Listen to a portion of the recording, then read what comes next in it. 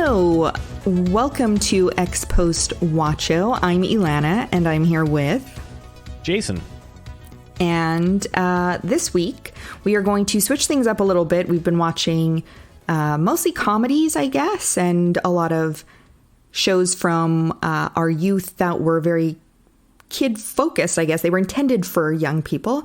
This is something I did watch when I was young, probably around 10, and I probably should not have. We are going to be rewatching Poltergeist. Jason, have you seen Poltergeist? I have at least once, not as a child, but I don't really remember much about it. As a kid, I knew of this movie because it had some iconic imagery with, you know, the kid in front of the TV and the "they're here" line, and that freaked me out pretty bad. So this was a movie that in my head I was like, this is going to be real scary. This is going to be too scary for me to handle. So I avoided it. Now, you said you saw it as a kid? Yeah. So okay, I hate scary movies. We didn't grow up with scary movies in my home. Like my dad doesn't mind them, but my mom really doesn't like them. And I have two younger sisters. One is 6 years younger than I am. So it wasn't really appropriate, you know.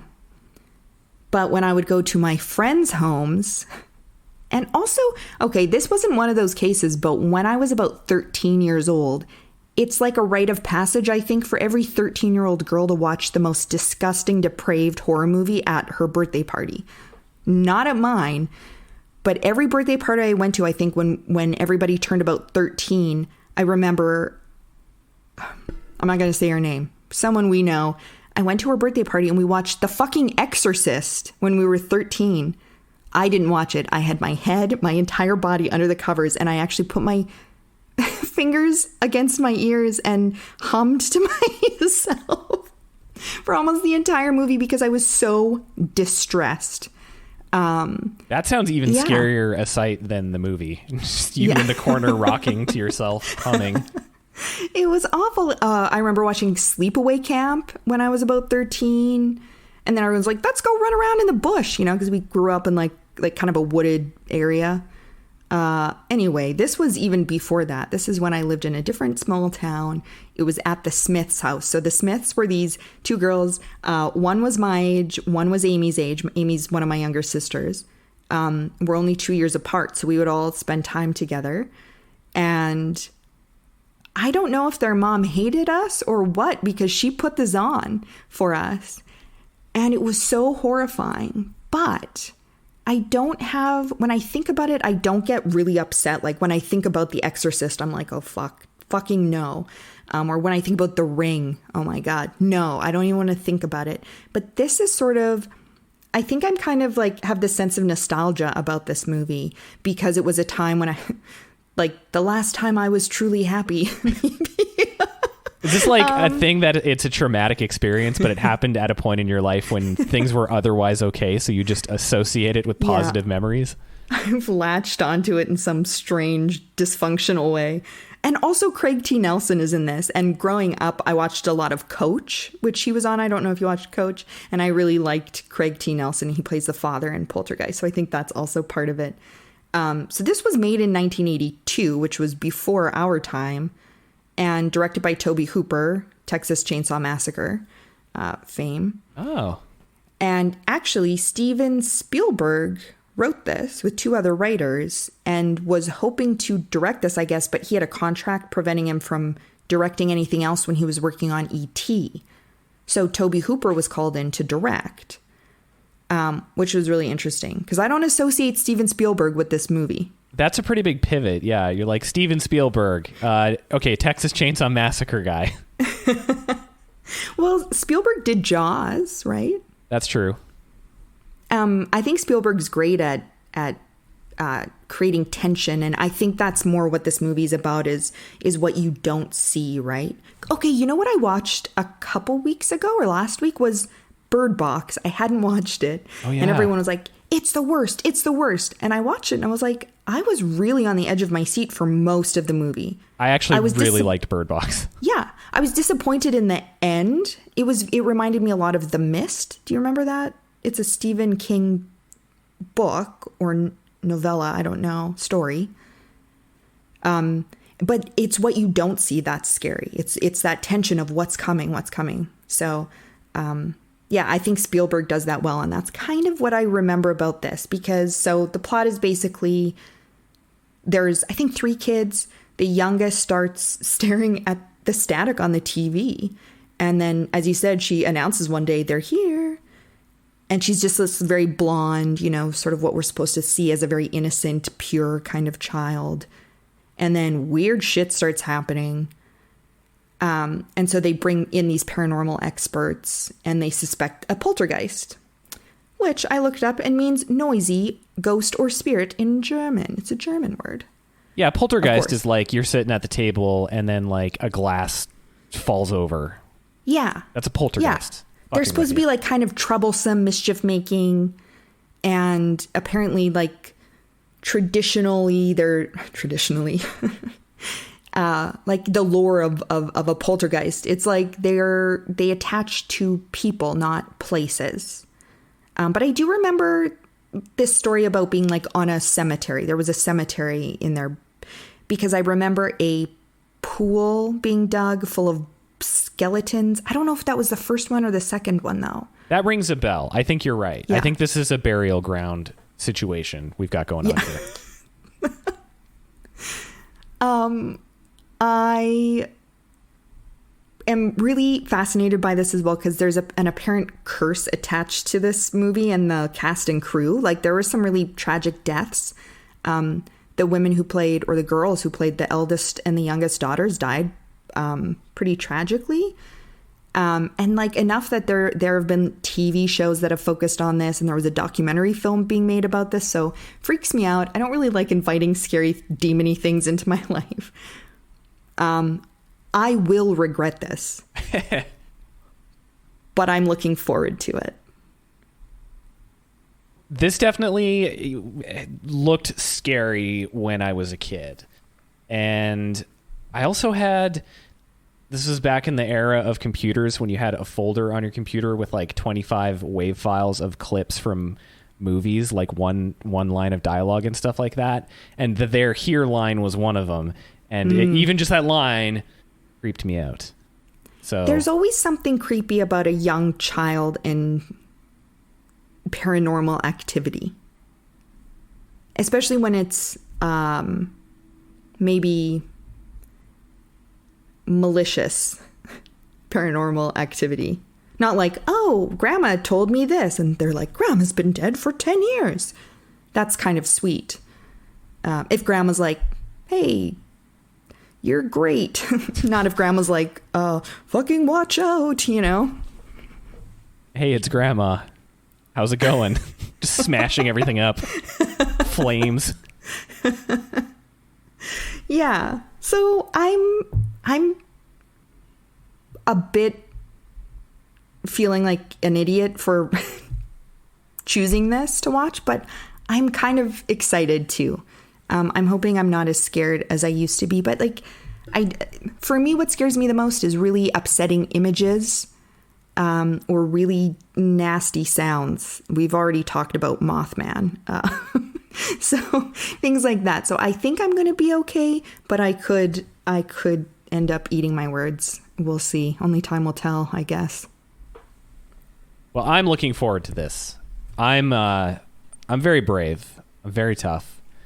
So I don't think I'm going to be scared, but we'll find out. Maybe it'll be bone chilling. Actually, this totally would be something that would have freaked me out when I was younger. I think I'm like a bit less affected by, you know, the supernatural kind of scary movie stuff. I don't like jump scares though. That's just cheap. I mean, that has nothing to do with like actual legitimate scariness, but freaky ghost stuff can do it for me. Like The Ring and The Grudge.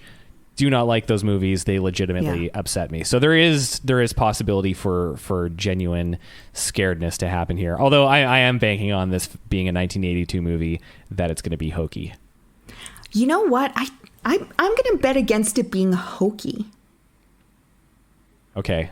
Well, I'm going to... In fact, I think that movies made around this time that were scary movies are almost scarier sometimes because everything made now has a score under everything all the time. And you're like, oh, I could tell just from this underscore of it, like something freaky is going to happen, or it's telling me to be worried right now. But a lot of these older movies, they don't really manipulate you into feeling something as much, which makes it a little less scary, but also more unsettling, I think, because anything could kind of happen at any time. I don't know. We'll see if this is one of those. I'm going to give it a hokey score out of 10. We'll see. We'll see where it lands.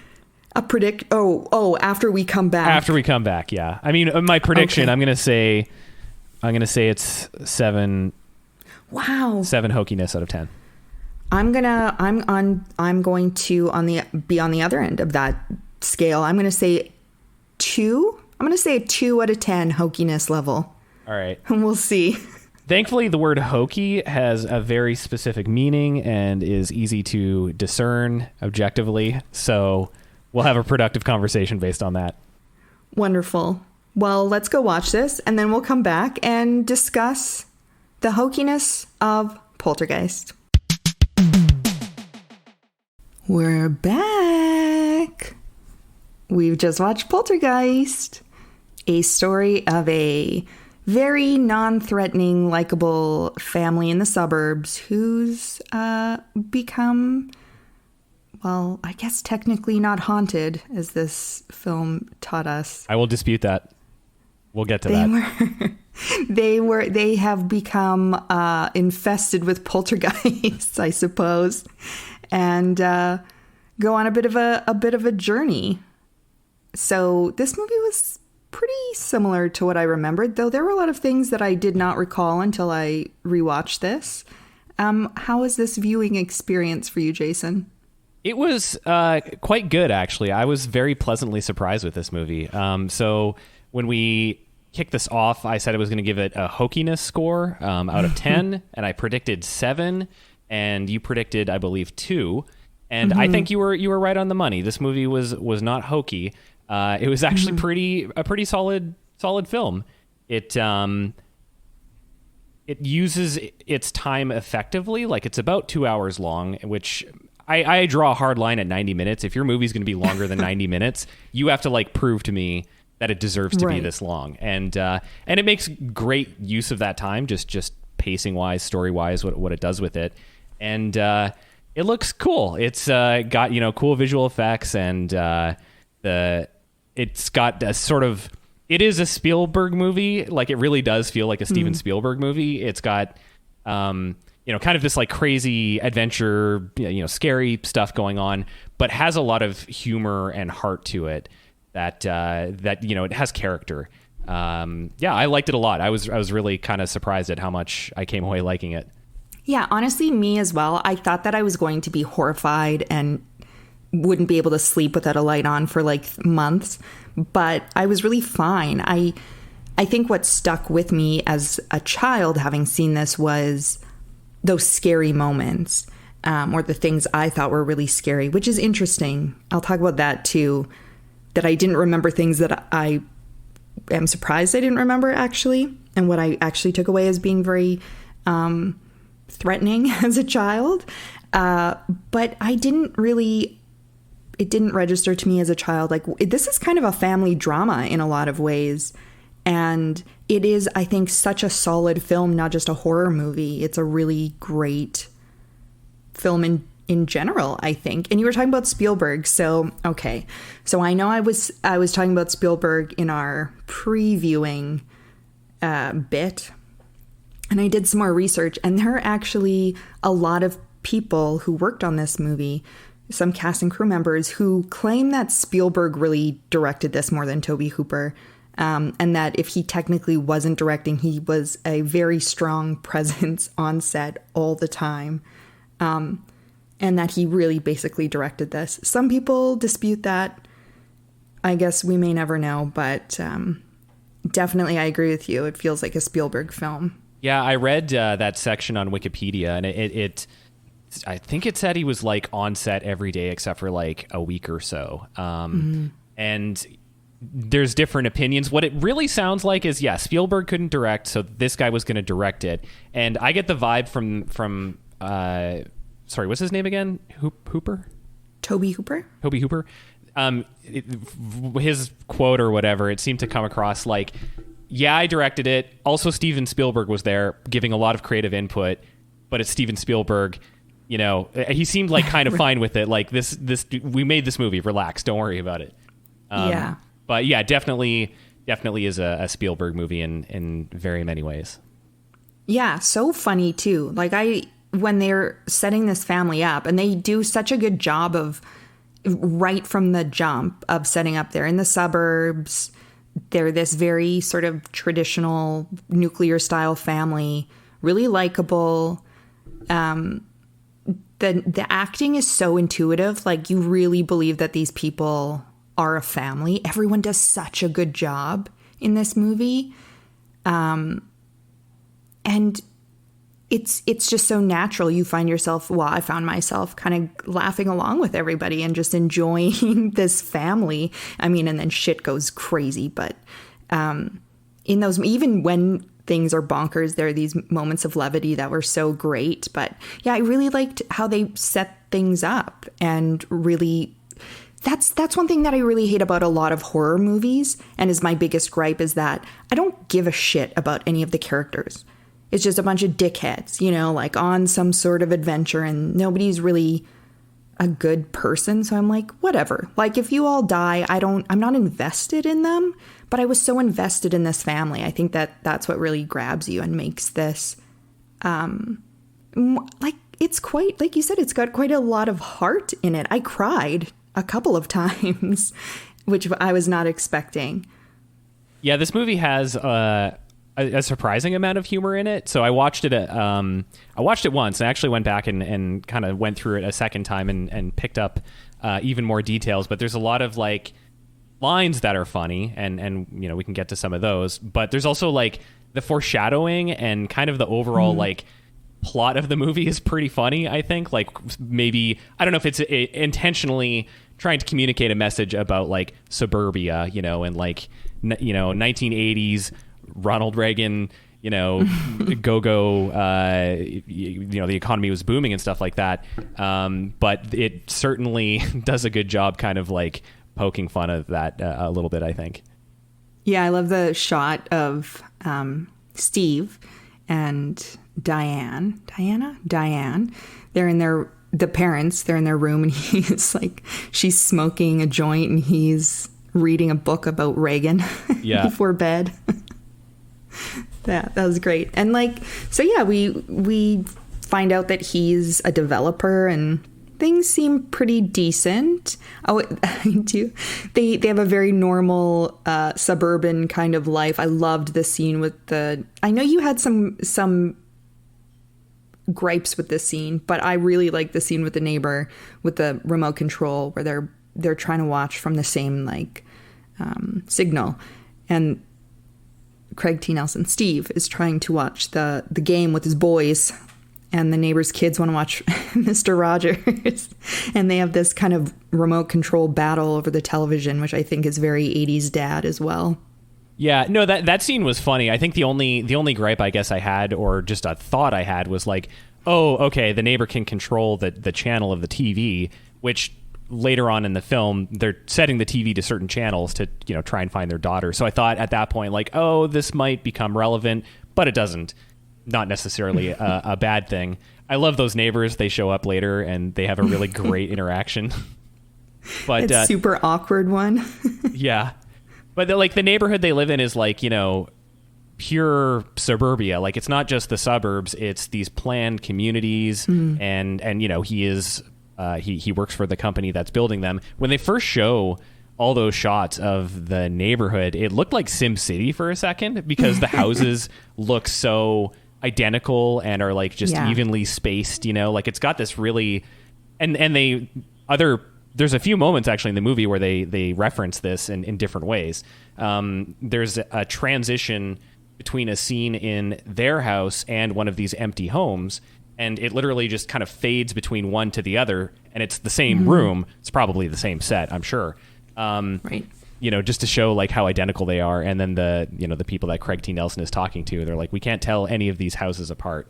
So it really is, just this like perfect nuclear neighborhood. Yeah. Which gets turned upside down. Well, not the neighborhood. Well, maybe at the very end. At least but, one specific house, which kind of doesn't make sense.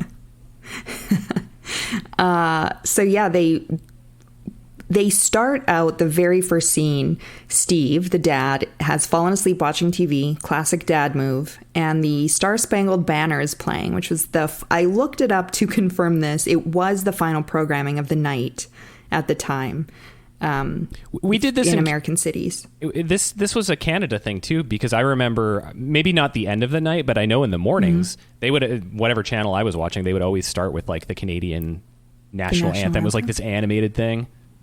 Oh, interesting. Yeah. Back in the day when TV would stop overnight. Yeah. You need to sleep now. Yeah. And it's just static. And Carol Ann, who's the cutest kid, little movie actress, she is the youngest daughter. She comes down the stairs and starts talking with the people in the TV. They start referring them later as the TV people. And she's like asking them, hello, what do you look like? Talk louder, I can't hear you. And we don't really hear anything at that point. Which is what makes it really creepy. This is actually, I think, the creepiest point of the movie. Yeah. I think the rest of it is like, there are, scary, I guess, is debatable, but that scene I found deeply unsettling. And it reminded me of if you've ever heard someone like talking in their sleep.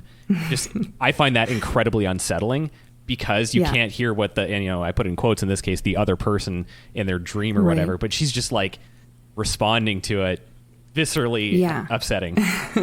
Well, and at this point, I guess it's called Poltergeist, so you have an idea of what it's about, but you really don't. You're like, is she maybe unstable? Like, is she ill? What is she hearing? My sisters used to share a bed. They had bunk beds. And one of my sisters does talk in her sleep. The other doesn't. And the one who doesn't, she just sat up in bed one night, according to my other sister, and started going, how about I do something that pleases me? Oh, God. Like, yeah. So she freaked the fuck out.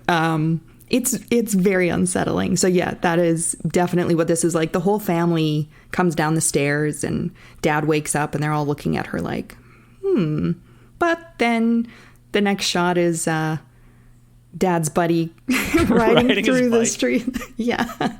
With it looks like quite a large, like a flat with a flat of beer. He's got 24 cans of beer there for sure. So much beer.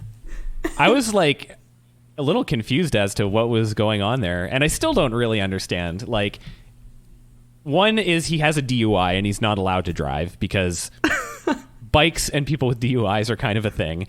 Or maybe he was actually being kind of responsible. Like, technically, if you ride a bike and you're drunk, you are drinking and driving, at least I think under Canadian law. But maybe in the 80s, the go-go 80s, things were different, and he was actually being responsible.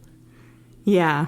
I like how he runs in and one of the cans is broken open and it's just like spraying beer everywhere. And, he gets inside and the teenage daughter is like, oh God, what do what's going on here? And then he runs into the living room and the whole gang is watching the football game, like 6 or 7 guys watching the game together.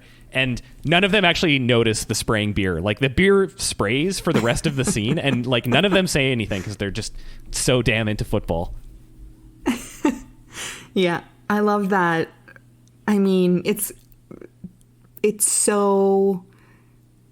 an 80s dad thing. We were talking about 80s dad and Honey, I Shrunk the Kids. Just really playing up that, just the good old boys just getting together and watching the game. Getting loaded and watching some sports. Yeah. So, yeah, we just kind of see a regular day. That night, though, when they're in bed, the parents are in bed, and a storm starts coming. And this is really, I think this might have been how I learned how to tell how far a storm was. And the the little boy, Robbie. First of all, fucking poor Robbie is just so traumatized by so much going on in this movie. I felt so bad for this kid. So you count the lightning, or you see the lightning, and then you count. And when the thunder strikes, that is, or when the thunder booms, thunder strike? Lightning strike. What the fuck ever. When the thunder happens, then that's how far away it is. And if the counting gets longer, the storm's moving away. If the counting gets closer, shorter, the storm is getting closer. So he's freaked out by the storm because of this fucking scary clown. Again, 80s movie with a scary clown. Why do people have clown dolls like that in their homes? That's what I want to know. Like during the day, is he like, oh man, I love this clown, it's my favorite toy, but then at night it just starts to look creepy? Yeah, it's okay. So I did some research on scary clowns, and apparently, okay, not apparently, this is truth. John Wayne Gacy, who I think most of us know is like he was a clown entertainer, and he raped and killed like over 35 young men. He was coined the killer clown. And I remember watching this on the news when I was very young and being very upset by it, and then had this fear of clowns. So his crimes were from 72 to 78. And then he was eventually executed in 94. But in that span of time from them catching him to his execution, he was in the news quite a lot. So there's a lot of freaky ass clown stuff in the 80s. This movie, then the book came out in 1986, and then the miniseries and Killer Clowns from Outer Space, which is kind of ridiculous, but it's still scary clowns. Anyway. So I was like, why? Why were there so many scary clowns? I think that John Wayne Gacy had a lot to do with it, because I do remember watching him on the news and being petrified. Yeah, that makes sense. Like, it was definitely a cultural thing. Like, I couldn't have pointed out those examples myself, but I distinctly do remember, for our generation, clowns being scary, making jokes about scary clown stuff like that was like everywhere. It was like a universal. Yeah. And I think you're right. Gacy might have had a lot to do with it. Yeah. So anyway, fucking Gacy. So the kid is scared. He's counting the storm, the thunder. It's moving away from them, but they still end up in the parents' bed, like all kids do when they're little, I think. Again, just sort of showing us what a normal family this is. Yeah. If this could happen to this family, fucking hold on, because it's coming for you. There's a TV in the bedroom, which was, I think, gaining popularity around this time. To have TVs in like every fucking room in the house. There's at least 3 TVs in this house. They've got one in the living room, one in the bedroom, and one in the kitchen. When's the last time you've seen a kitchen TV? My grandparents, my dad's parents had one in the kitchen, because my grandma used to like to watch like the game shows in the morning with breakfast, and then she would, or like when she was making it, and then sometimes she would watch her stories at lunch. We had one. But yeah, there was one on in the living room, and then there'd be one on in my mom hates it, so we only ever had a TV in the TV room or the living room.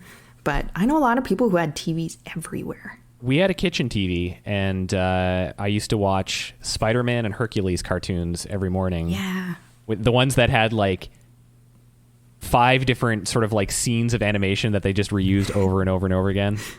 Yeah. On memories. I remember that Hercules. Yeah. I know exactly what you're talking about. Yeah, so they're in the parents' bed, and the static, again, we hear the Star Spangled Banner, the TV turns to static, and then we see a little bit more. We actually hear the voices this time, which were quite unsettling, I thought. Like, I thought they did a really good job with that. You can't really make anything out, but we're sort of supposedly hearing what she's hearing up to a point. And this is where we see some special effects. There are these little sort of starlights in the TV, and then this wispy kind of smoke, almost, comes out of the television. Well, it's a jump scare actually at first with a hand, like a bones, and then this wispy light, and then it just shoots like laser beam into the wall above the parents' bed. And that's when they think it's an earthquake, right? Yeah, they think it's an earthquake, but only they can feel it, and then they're here. Yeah, that effect looked pretty good, and that was the moment when it started to dawn on me, or I had just kind of realized, wow, this movie looks a lot like Ghostbusters. Right, yeah. This is kind of like an unofficial prequel to Ghostbusters, I would say, because you could almost put them in the same universe. And the other big reason is there's a dude named Richard Edlund, who did the effects for Poltergeist.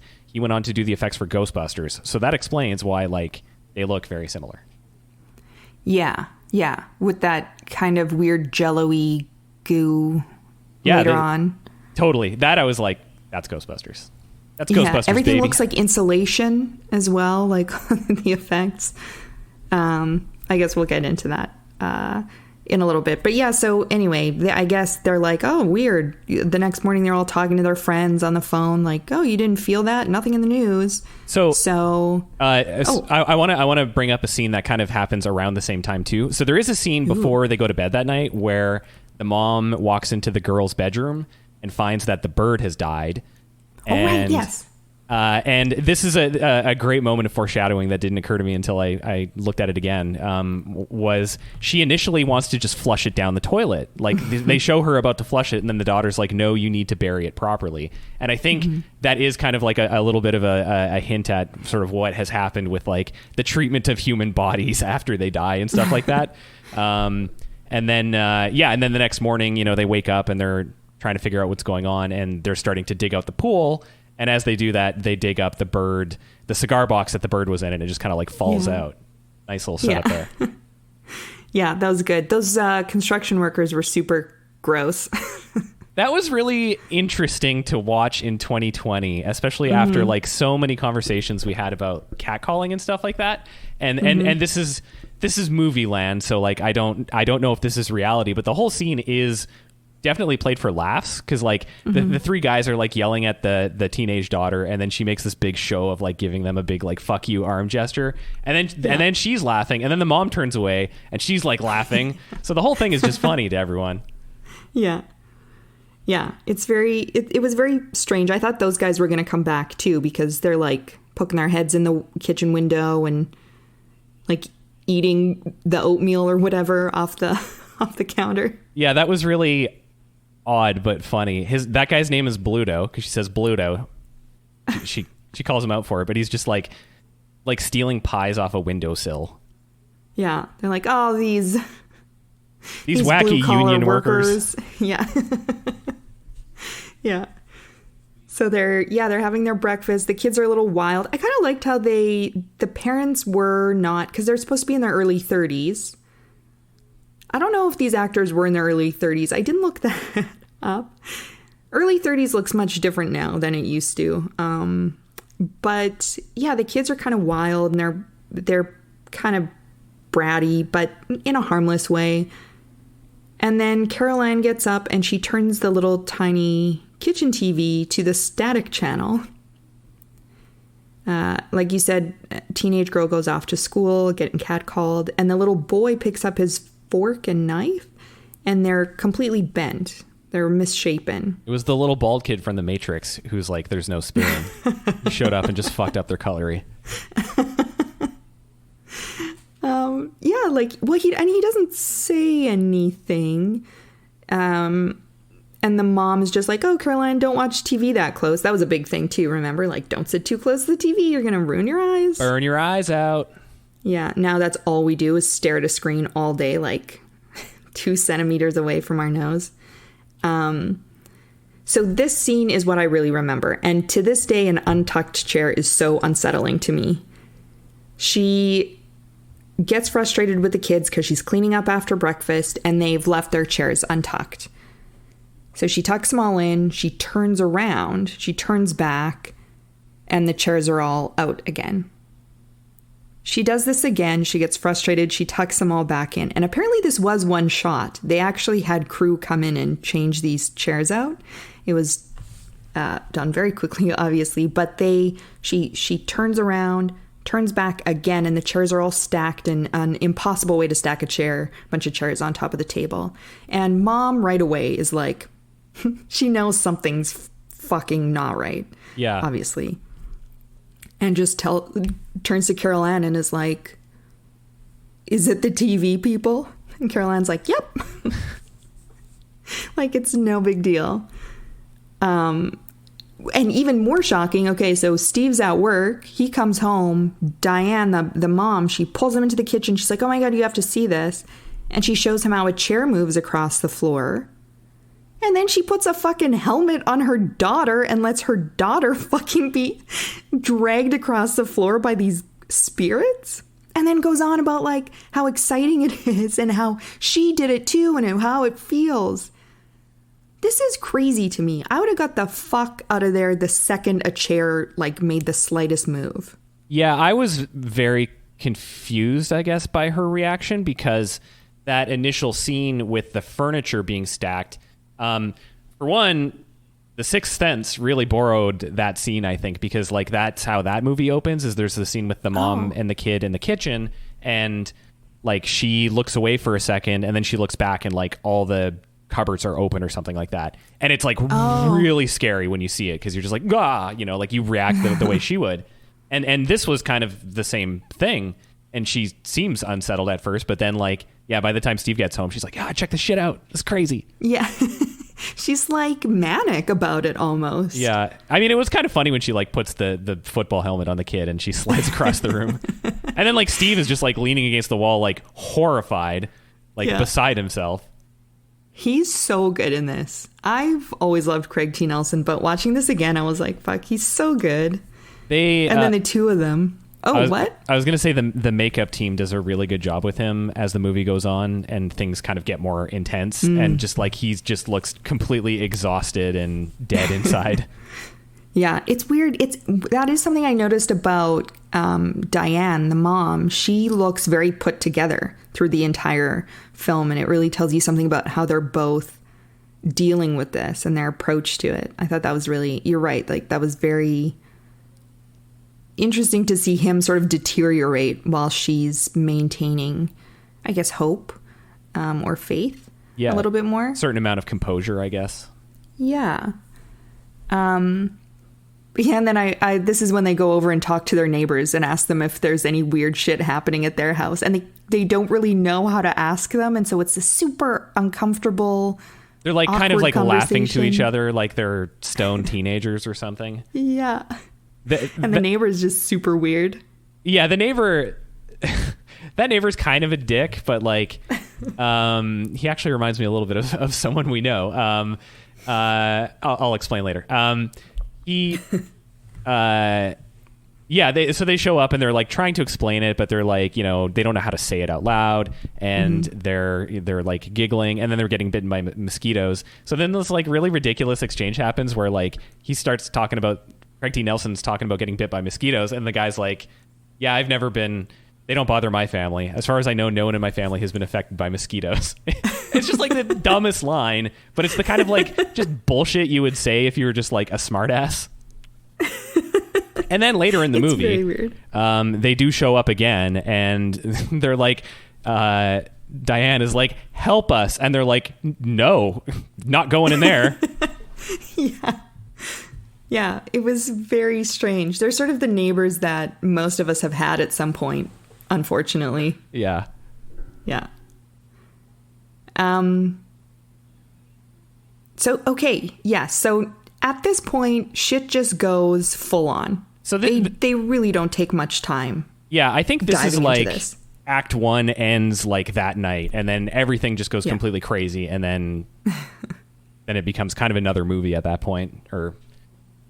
Yeah. So that night there's another storm. I don't know where they're living, but there are a lot of storms. And those clouds look fucking ominous. Yes.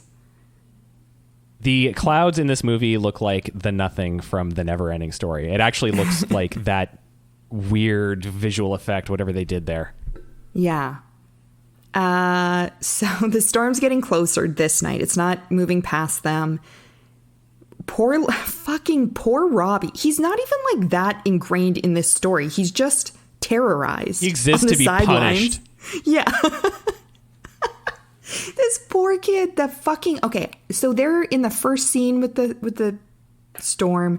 There's a very ominous tree. It looks like it almost has faces in it outside his window. And he doesn't like it. I think we all as kids had a freaky tree someplace outside our windows. Or with you, as you've discussed in a previous episode, a framed photo of a squirrel. Just as ominous. So he's scared shitless anyway of this thing. Again, this fucking clown is like watching him. Poor kid is trying to he keeps trying to put a like jacket over top of the clown, which I think we all did too. Like I used to like turn dolls away from me because I didn't want them, you know. So yeah, storm's getting closer. Did not remember this. The fucking tree just blasts through the window and starts fucking eating this kid. Yeah, that was pretty freaky. That was genuinely like upsetting. It's sort of, like you said, it moves from this kind of family drama, psychological thriller type of vibe into like, oh, this is a little bit of a monster movie as well. It looks a little cheap. I think what saved me watching this time is some of the special effects don't really hold up. I'm sure for the time they were, you know, great, but the tree didn't look that convincing as an actual tree. That tree you see earlier in the movie, because the kid, I don't know if he doesn't climb up it, but he interacts with it in some way, and it looks like he does climb it. He does climb. Yeah. Okay, because it looks like it's made of rubber when he does that. Like the way he touches it and interacts with it, it's like that's not a real tree. Yeah, the bark doesn't look like bark. Yeah. It looks like something from like a kid's playground or playhouse or something. Yeah. See, the safety culture. Yeah. They're patting all the trees now. So the parents obviously hear the smashing window from this tree, and poor Robbie's like screaming for his life. Meanwhile, the closet opens, which earlier Carol Ann was like, don't forget the closet light. Leave the closet light on for me. And now there is like this ethereal kind of light coming out of the closet. There's some sort of gravitational pull to the closet, and Carol Ann is holding on for dear life to her bed frame, which breaks, and she goes flying into this void that is now in the closet, I guess. Narnia. So I don't remember this. So they save poor little Robbie, but they can't find Carol Ann, and they spend the rest of the movie looking for Carol Ann and trying to find her, which I forgot about entirely. Yeah, they do realize kind of something as soon as that happens, because Robbie goes upstairs and he hears her in the TV, and then he like gets the family over, and then you hear her voice kind of in the TV world with like that reverse effect. Yeah. Yeah. Creepy. That was very creepy. That was also very sad. Like, this movie was really heartbreaking. And Jo Beth Williams, who plays Diane, she does, I think, such a good job of playing a mother who's just desperate to find her child. So good. Anyway, so obviously now they're like, okay, this needs to be addressed immediately. Our child is missing in the house. So Steve goes to the local school, the university, to enlist the help of some paranormal activity investigators. We don't really know too much about them, except one is a psychologist, and she's got a team of 2 guys that are helping her out.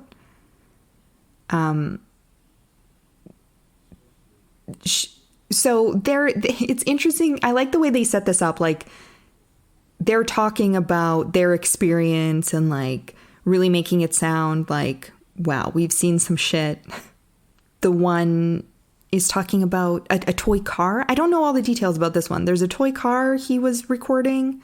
Yeah, so we meet the 3 like ghost hunters, I guess, and this is the point where like literally this movie could intersect with Ghostbusters, except it's played. This is played a bit more a bit more straight. I mean, you could imagine Bill Murray showing up and like being wacky while like Craig T. Nelson's like, my daughter is missing. That wouldn't work as well. But they go to the house and they're explaining to them the situation and stuff like that. And one of the ghost hunters is telling a story about, yeah, we saw this thing once where a ghost moved this kid's toy car across the room. And you know, he explains it took 7 hours, and then Craig T. Nelson is like, 7 hours for what? You know, for it to move across the room, I got it on like time lapse. Just it sounds really underwhelming. And then like they then immediately open the door to like the cursed room, and just like the furniture is spinning and like stuff's flying around.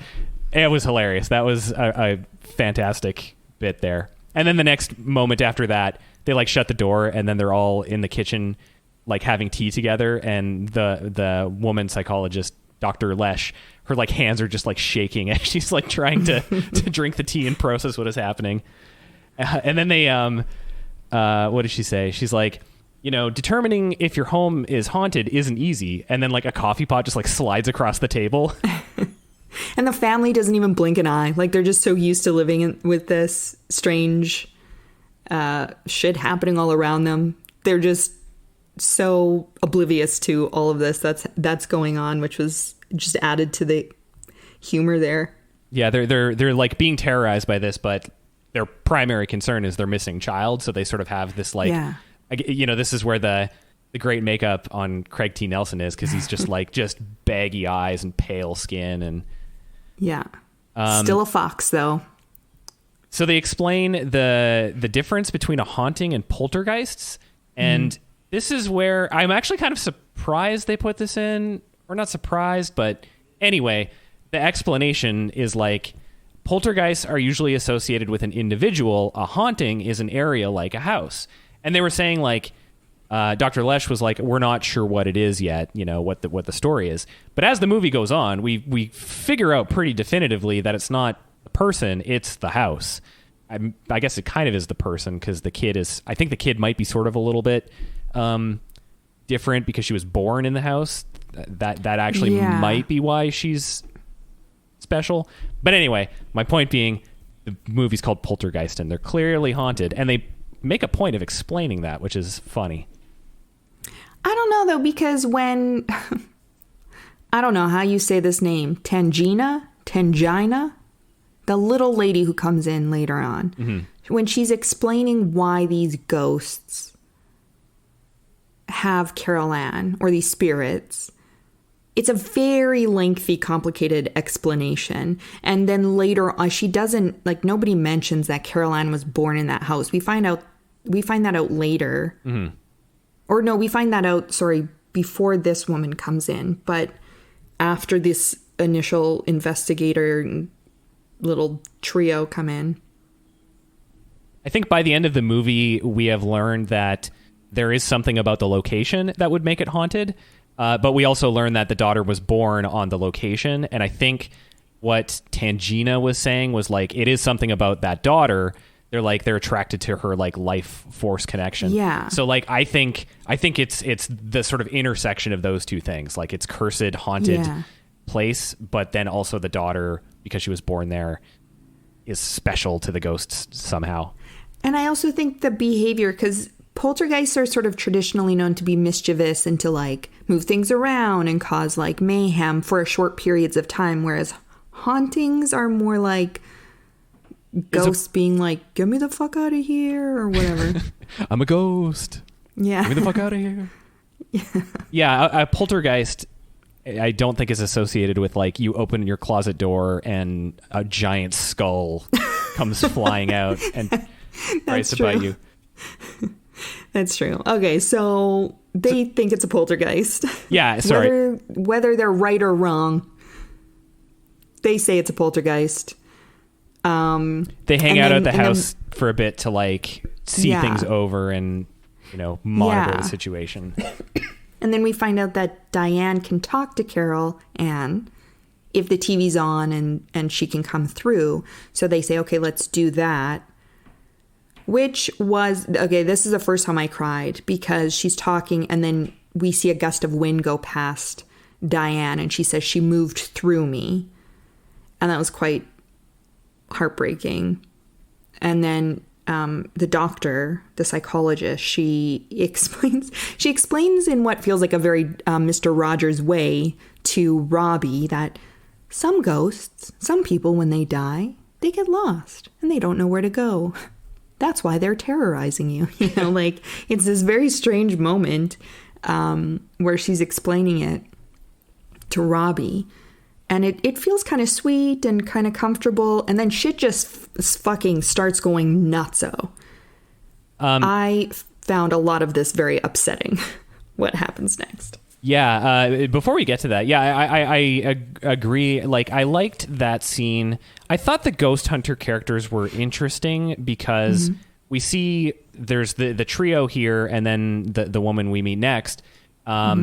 We don't get to learn a ton about them, but I feel like we do get to learn about them, or we really do get a sense of them and what they're like. Well, not the two guys. The two guy ghost hunters are kind of just like there. Yeah. We know Marty's a coward because he runs away after having a little freak out with a ghost. But that scene with Dr. Lesh talking to Robbie is like, at that point, I just sort of believed her as being someone, you know, she's an older woman. She's probably in her like 60s, I think, in this movie or something like that. Maybe a bit younger. Yeah. That, you know, she kind of felt like someone who was real and had a lot of experience and was kind of like passing knowledge or just, you know, talking to a kid about, you know, the facts of life and doing so in a nice way. Then everyone falls asleep and Marty is done his Cheetos and he's like, I need a snack. So he goes into the kitchen at like 3 a.m. to cook up a giant cartoon steak. Like, this is like Fred Flintstone would have like put this on the side of his car. It's massive. Yeah. And then, so it's a giant steak and he's about to start cooking it. And then it starts like, and like stuff comes out of it and it comes alive. Yeah. When it started like moving across the table, that was actually kind of funny. But then I thought it was a piece of pizza at first, and I was laughing so hard. It was still ridiculous knowing it was a piece of steak, but just more disgusting. Yeah. But then he goes into the bathroom and like starts having a bad acid trip and like ripping his face off and like that. Okay, that was definitely that. You see a shot of him in the mirror, and then they cut to another shot of like this clearly artificial effect skull thing that he starts ripping open, and like that looked really goofy. Yeah, that was silly. That really took, what was gross about it were the like chunks of flesh, like the very jello-y cartoon looking pieces of flesh that were just like plopping into the sink. That was actually gross. But yeah, those effects were really goofy. Apparently Steven Spielberg's hands as well, because the actor who played they only had one shot at this. Like, they only had one dummy made up. Oh yeah. And so apparently the actor was so nervous to fuck it up that Steven Spielberg, there's a photo of him like in front of the dummy with his hands reaching up to tear the skin off, which is kind of interesting. Interesting behind the scenes tidbit. Slight tangent, but I have to say this. I was watching a video last night on the making of the 2003 Incredible Hulk, the one directed by Ang Lee. Did you know that the motion capture for the Hulk, the performance was done by Ang Lee because he knew how he wanted it to look, so he actually did it. And there's like a 2-second clip of Ang Lee in the green screen suit going like hulking out. It cracked me up. So same kind of idea. Look, the director knows what they want. Exactly. Good for them. So after we see Marty rip his face off, we get a scene where the ghosts actually come down the stairs, and it's a very like intense moment where, you know, like it's kind of coming down and everyone's like looking, you know, waking up and seeing it and kind of being amazed. And that effect I thought looked really good, and that whole moment was like pretty cool. Yeah, it was oddly very beautiful, but also incredibly creepy. And in that moment, like, because they look like angels, they look like they have little halos above their heads, and they're this bright light, which, you know, we always associate with goodness or peace. Yet they are somehow, it's a bit confusing at this point, because then we're going, well, why have they taken this little girl then? So I thought that was an interesting way to present it. They really didn't seem malicious or evil or scary. They were just unknown. It sounds like from the explanation we get coming up soon that there was a lot of ghosts here for, obvious reasons, I guess, based on the fact that it's on a graveyard. But it was one in particular, the beast, that was like causing the problems. So I think maybe what we're seeing coming down the stairs is not, those may be just kind of friendly, peaceful ghosts, sort of like a bunch of little Caspers getting through life. Yeah. Getting through the afterlife. The afterlife, am I right? So yeah, after all of this happens, the doctor and her one team member that didn't run away, they're like, this is too big for us. We need to call in Tangina. Wait, I don't even know if her name is said in the movie, but that's what she's credited as. Yeah. Sorry, before we get to that, can we talk about the one scene before where Craig T. Nelson talks to his boss, who's like, he's been missing work and he's worried that he's like going to quit his job. So he takes him to a big piece of land where they're going to do a new development. And he's like, hey, your house could be here. And then Craig T. Nelson is like, hey, there's a graveyard right there. And then the boss guy says, we've moved. He says, move the cemetery, which is interesting choice of words. We're going to move the cemetery. And then he, tells him, yeah, we've done this before. This is also the same scene where we find out that Carol Ann was born in the house. So weird moment of a lot of exposition just kind of schmacked in the middle of the movie. Some of it makes sense. Like it kind of, I think it's actually pretty good writing because it doesn't, you're getting a lot of exposition, but it didn't sound too forced, I guess. I mean, I kind of knew like what was up at that point. So it did seem a little obvious, I guess. But, he's talking about the daughter because the daughter's been sick from school for a while and he's been not at work for a while. So he's kind of like reminiscing about the house and the family and all that stuff. Something I thought was also interesting, I don't know if this was deliberate, but this scene takes place, they're at the top of a hill overlooking the new development that they're going to be doing, or one that I guess maybe this one is already in progress, but you basically see a bunch of housing lots with just the foundations. So they're these big gray-white rectangles, these concrete rectangles. So this new housing development already looks like a graveyard just from the way it's presented. I don't know if that was on purpose, but I felt really smart for picking that up. I didn't pick that up. I think that is really smart. I feel like a lot of those details are rarely a coincidence when we see them in film. Yeah, like they do, those little bits kind of like added up after a while that made me quite appreciate it. Just especially the bird thing. The bird thing really did it, where like she was going to toss it, thematically. Themes. Anyway, so after that moment, then we call in Tangina. I'm going with Tangina. That sounds like I don't want to say it the other way, so that's how we're going to say it. That's how I'm going to say it. The name's Gina. That's a 40-year-old virgin. So Steve comes home and she's in the house. And for whatever reason, I found this kind of strange. At this moment, Steve seems skeptical. Like, they've accepted everything else up until this point. And I don't know if it's meant to indicate, he's growing incredibly weary and exhausted by this process, or if he is sincerely skeptical, and why is he skeptical of just this one woman all of a sudden? So I think he is actually being quite rational, and I totally shared his skepticism. When this character first showed up, I was like 50-50. Like, I was like, maybe if she's legit, this could be good. But a part of me was like, what if this is just someone... Because, the world of like supernatural stuff like that, you get people that are con artists and stuff. And I think the difference is, like, he has seen that the house is haunted, so he knows that. The ghost hunting crew, they didn't really make claims to have supernatural abilities or anything like that. They just kind of showed up with equipment and kind of told their stories of like what they had seen, which, as given how boring those stories are in comparison to what's the family has been seeing, it makes sense that, like, what does it matter to be too skeptical there? Whereas with her, she is showing up and basically saying, like, I know what's really going on here, and I have experience with, like, doing exorcisms and shit like that. So I was like, my concern, and this maybe is just my personality, was I was just very much like, I don't trust her. So when he did that thing where, like, she asks a question and he just kind of sits there not saying anything, and then they're like, what was that about? And he was like, I was trying to answer with my mind. That was a good move. Yeah. And she shows him. She comes out and she's like, I heard you. Yeah. Whatever. I just don't. She's got this very unique voice.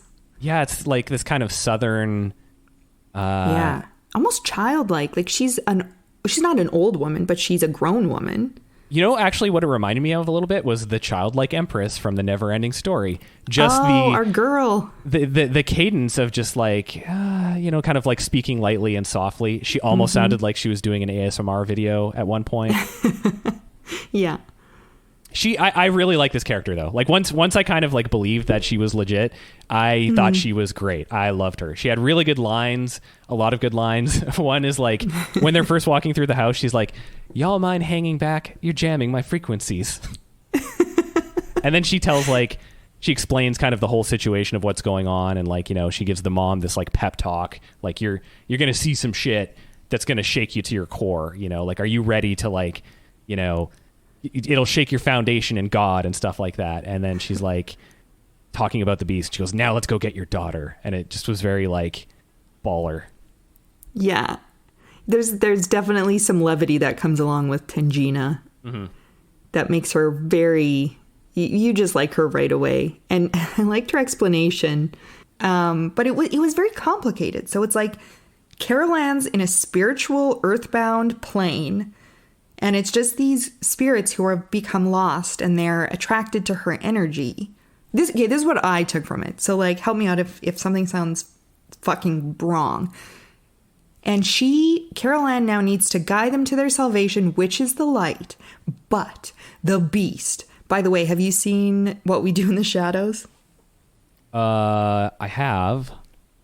They keep referring to the beast, and in the movie, that's what they refer to her as, and that's all I could hear. Anyway, that's of no consequence. So there's the beast that Carol Ann is apparently seeing as a child and as a benevolent sort of energy, but that we know as basically the devil. Is it the devil? That's what I thought. Oh, okay. Like, this is like the beast. This is the bad one. This is the evil supremo that is or a demon type of energy that is manipulating Carol Ann so that the others do not go toward the light. But maybe it's not. Maybe it's just like a bad apple who's just like trying to spoil the bunch and be like, just kick it with me here. This is way more fun than like going to heaven for eternity. I don't know. It was a little bit fuzzy for me. I wasn't quite clear because it was so elaborate, and it was all just given to us in one chunk, like in a monologue. Yeah. I watched it twice and I still was like, do I know what's quite happening here? It kind of, my takeaway, I kind of felt like it was the bad apple thing. Like it was just, there's a lot of ghosts here. Probably most of them are okay, but this one, something's funky about this one. It's like really, it's got a ghost personality disorder, and it's sort of like bullying the other ghosts around, I guess, and maybe the daughter, again, if she was born there, that might be why she's kind of special in this whole situation, is like she's got some weird connection to life or something, and that's why it's like glommed onto her. I think it ultimately doesn't really matter that much. It's not too relevant, but it is definitely a little confusing. Yeah. Anyway, so then they're going to go get her daughter. They just kind of go right into this. They don't really take their time. They open that closet door and there's a bunch of pink insulation swirling around. And they say, we've got to go in and get her out. They create this sort of like exit hole through the ceiling, which is kind of weird. I didn't fully understand the physics behind it, but like whatever. This is a ghost story, I guess. And they've got to go in. I loved that scene. I think it's so funny. Tangina is like, I'm gonna go in. Like, you can't go, to the mom, and the mom's like, and why? And so Tangina's like, well, you've never done this before. She's like, well, neither have you. And she's like, you're right, you go. Such a great line. Such an iconic moment. And I thought the moment with Diane and Steve, the parents, before she goes in was quite touching also. And it was really beautifully shot. There's all this kind of supernatural light behind them. And they share this moment where she goes in. Very heroic. Like she's doing the hero's sacrifice there. The mom is great. She's so great. And then, so Steve's got her on the rope, but he freaks out a little bit and he pulls, so he's trying to pull her back rather than let her plop through the ceiling, I guess. And he pulls out the bad apple, which is, actually, I kind of liked this effect. It's like this giant skull that kind of roars at him. I thought that was pretty freaky. A little cheesy, but I thought it worked. It looked cool. I liked it. Yeah. They had a little moment, him and the poltergeist, ghost, whatever, demon, the beast. And then Diane and Carol Ann fall out of this hole in the ceiling. Covered in Jell-O? Covered in the goo from the Ghostbusters movies. Yeah. Yeah, that scene was a little confusing just because, like, I just wasn't sure what was happening there mechanically. Like, she was in there and Tangina was like, you need to hold on. You got to wait. And then he, like, freaked out. I think it had something to do with, like, going to the light or not going to the light. And then he's just like, fuck it. And then he, like, lets go. And then she falls down. But she comes down with the daughter, so it worked. And then... Now, okay, so... Sorry, pause on this. The light thing, I think, is what tripped me up a little bit, because initially the psychologist was like, don't tell, because Carol Ann was like, I see a light. Are you in the light? And she was like, tell her not to go to the light. Don't go to the light. And then Tangina comes in and she's like, we've got to get her to take them to the light. And then she's like, get her to go to the light. And then she's like, stop, get her to stop going to the light. And I think it was just, she was trying to guide them. Carol Ann was supposed to guide them to the light, but not actually go into it herself. But it wasn't always entirely clear. And it was like, go to the light, don't go to the light. And so I understand why Craig T. Nelson freaked the fuck out and was like, what's happening? Because he probably didn't know what the fuck was going on either. It was very confusing. Yeah, and an interesting detail, when they fall through the ceiling and land on the ground, the two ghost hunters are down there, and Craig T. Nelson is like running down the stairs, and they're kind of like, they get down to sort of like, you know, help them somehow, whatever you could do. But he immediately like kind of screams at them like, no, like don't touch them. And like he grabs them and carries them upstairs. And I thought that was an interesting detail, because it was just like, he got like super insanely protective in that one moment that he was like, no, you two don't even fucking touch them. I'm going to grab them and like put them in a bathtub for some reason. I guess because they were covered in strawberry jam. Yeah. Yeah, that was a weird moment. Nobody did CPR on them, which you would think if people weren't breathing, that would be your, you know, the first thing you would go to, the good old CPR situation, mouth to mouth. But they didn't. They just kind of were like yelled at them. They just put them in the bathtub and like waited a few minutes, and then they were okay. It was kind of a cool shot, though. It almost looked like a newborn. Like, you know, she had Carol Ann against her chest and the father was beside them, and like, they were covered in this kind of goo that, I mean, real childbirth isn't clean, right? So I thought that was kind of a touching moment too. This is the other time I cried, when she woke up. Carol Ann starts breathing and she goes, "Hi, Daddy." I lost it. It was very sweet, and having that family reunited again was because Robbie has been sent away with the dog, and the teenage girl is like, fuck this, and she just pieced out very early on in the movie. Yeah. So they're not around anymore. And at this point, if you're me, you're like, wow, that was a good movie. It's over now. But then it's the next day, and they're packing up to move away somewhere else, which is the correct decision. But I guess they're like, let's spend one last night in the haunted house because Tangina very very sassily said, I declare this house clean, or whatever she says. And she was wrong. Okay, this is where she kind of fucked up. So they stay in the house like fools, and it's still haunted. Real bad. So yeah, the fucking clown returns.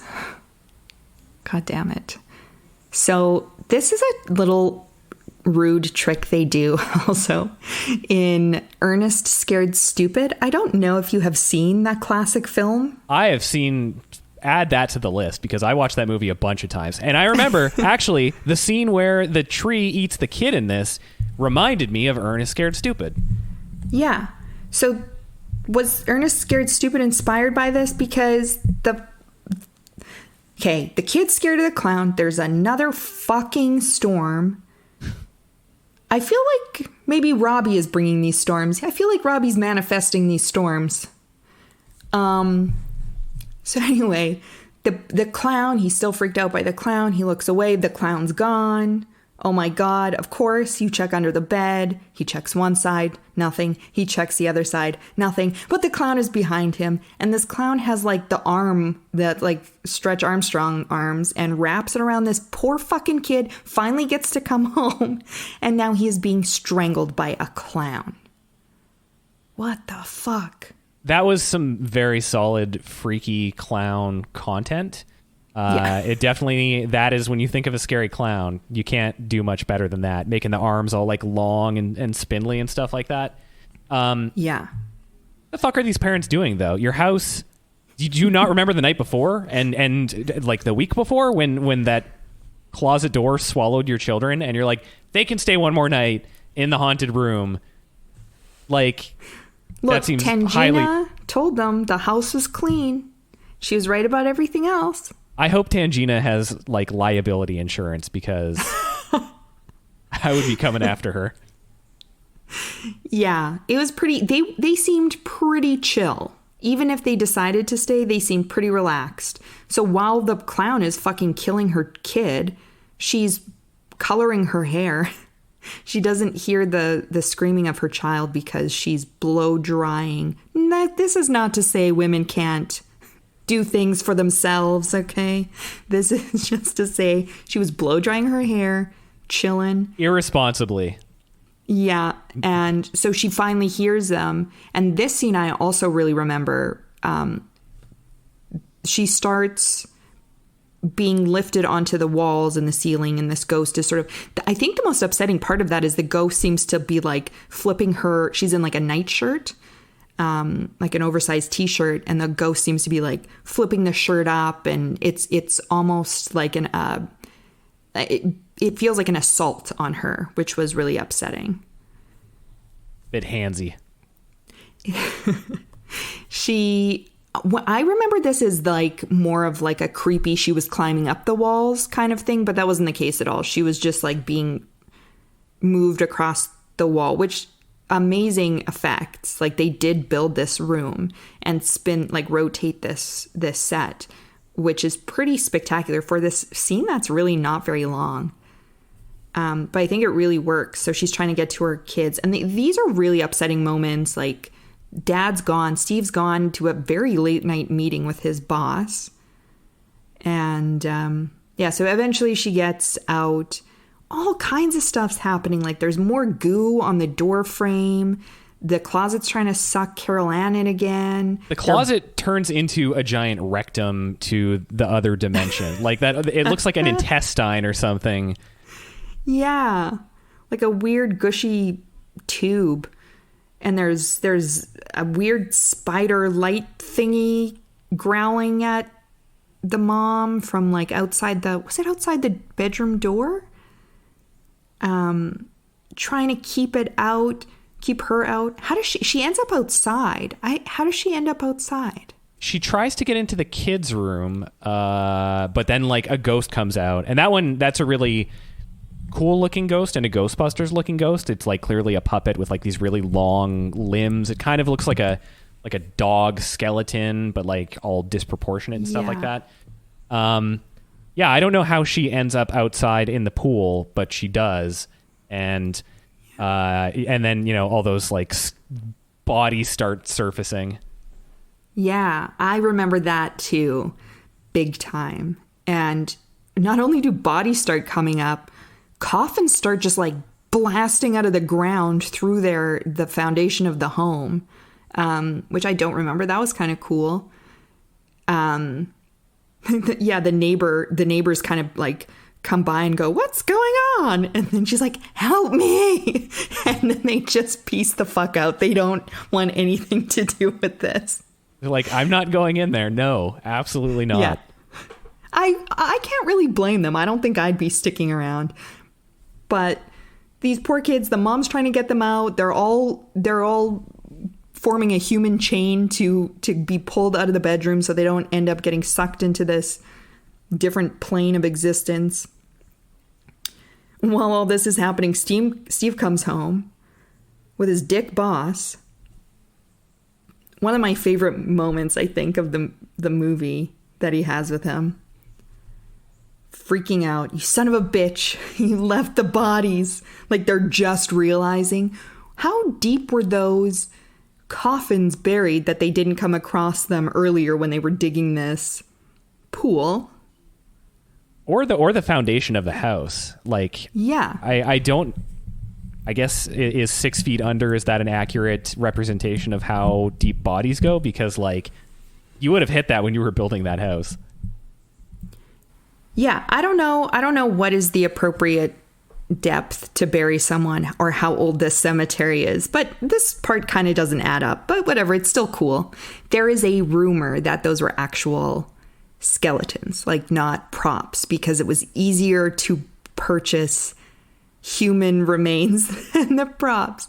This is not the apparent interview that this was like soundbite was captured in is now lost. So there's no real way of knowing. Is that one of the reasons why people think that the movie is haunted, or like an explanation for why? Like, did they film the movie on a graveyard or something like that? I don't know all the details, but it's interesting anyway. I don't know how much. I don't know if I believe that story, but who knows? Truth is stranger than fiction. So they basically all escape the house. The daughter shows up and gets out of a cab and just, "What's going on?" Yeah, I loved that moment. It feels very like appropriate for 2020. I find myself screaming that pretty much daily. Yeah, that was a great moment. Yeah, and then they get in the car and drive away, and the house just goes and like implodes into nothing. I guess they built like a 6-foot tall model of the home for that scene. And they like kind of pulled it all together. So it wasn't like computer generated. A lot of it was done with this model that took them like 3 or 4 weeks or something to build, like something bananas. Yeah. And they just zip off down the street. The whole neighborhood's out watching the show. Yeah, they're like, what is going on? And it's at that point you see, like, once the house disappears, it really is like this was all contained to this one plot of land. Yeah. Yeah, like how big was the cemetery? Was it just on, maybe it was one of those old-timey just baby cemeteries. There was only like 10 people there or something like that. Yeah, 10 really fucking confused ghost people. Ghosty people. 9 really confused ghost people and 1 beast. Yeah. So yeah, they go to the Holiday Inn. I think maybe my favorite shot of the whole movie. They're all exhausted. They go into this hotel room. Steve shuts the door. And then a moment later, he opens the door, looks outside, and just like aggressively rolls the TV set out onto the balcony, goes back in, shuts the door, and then we like pan out during the credits. And I thought it was such a perfect, maybe a perfect ending for this movie. Because that's where usually films loses me, like, and a shitty ending. But this was so good. It wrapped it up just enough. It was still kind of funny, so it kind of brought us back full circle. And it still left some room for a sequel, which of course there were 2 of. So I really loved the way they tied this up. Yeah, that wrapped up nicely. I was thinking as the house was imploding and then basically disappeared that I don't know what the sequels actually are, but if I was hired to write the sequel, the whole movie would just be the parents arguing with the insurance company about their house disappearing because of ghosts and just getting the runaround. And it's just 2 hours of that. Fascinating, and they're like compelling. They're like, well, there was this woman Tangina and they can't find her. She's fucking gone off the grid. They're trying to sue her too. They're like, the insurance company needs to sue her first. So they're hiring like a private detective to go track her down. She's hiding in a ranch somewhere in Texas.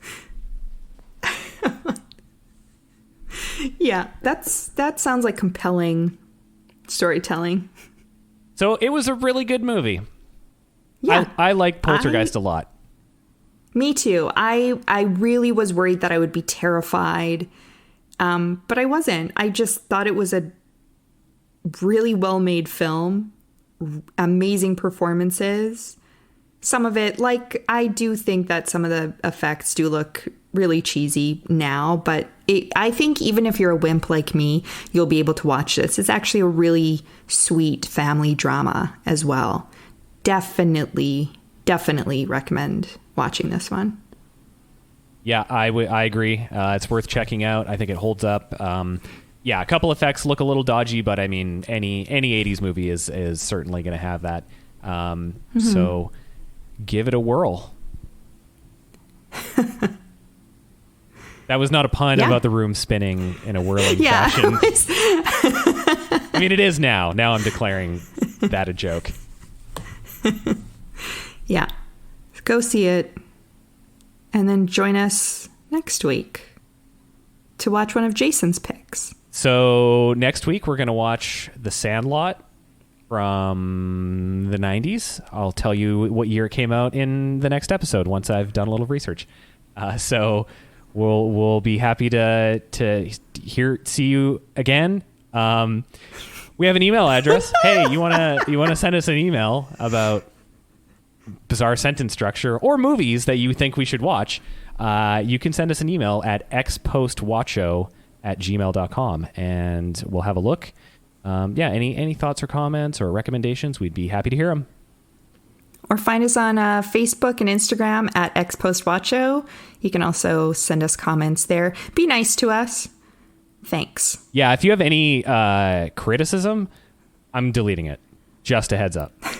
Blocked, muted, blocked, deleted, whatever we can do. We don't want that kind of negative energy around us. I will report you for harassment.